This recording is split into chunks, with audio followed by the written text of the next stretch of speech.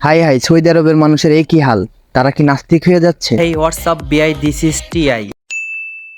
দেখুন, আমার জীবনে আমি হলিউডের ড্যান্স দেখছি, বলিউডের ড্যান্স দেখছি, বাংলাদেশের ড্যান্স দেখছি, কিন্তু কোনোদিনও সৌদি আরবের ড্যান্স দেখি নাই। এরপরে ড্যান্সগুলো দেখেন না কিভাবে ড্যান্স করতেছে, এক একজন যে ড্যান্স করতেছে, এদের ড্যান্স দেখে মনে হইতেছে এরা আসলে খুবই খুশি।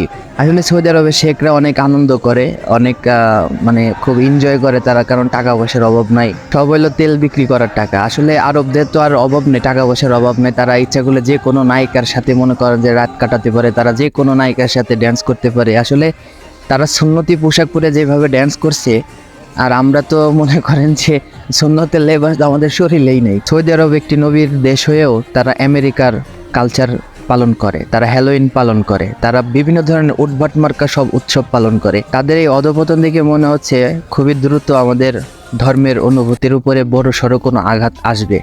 আসলে যেই দেশটাকে দেখে আমরা সবসময় আমাদের ধর্মের দেশ মনে করতাম, যে দেশটাকে সবসময় আমরা শ্রদ্ধা করতাম, সম্মান করতাম, ইজ্জত করতাম, সেই দেশের মানুষদের এত অধপতন দেখে আমার নিজের কাছে খুবই লজ্জিত হচ্ছে।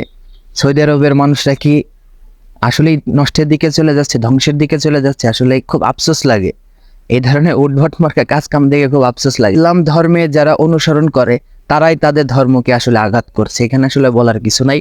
দেখুন, আমাদের দেশে বছরের শুরুতেই কিন্তু ধর্ম বইয়ে হিন্দুদের ছবি আঁকানো, তারপরে হচ্ছে এখন শরীফ থেকে শরীফা, মানে কি একটা অবস্থা, বিচ্ছিরি একটা অবস্থা হয়ে যাচ্ছে দিন দিন।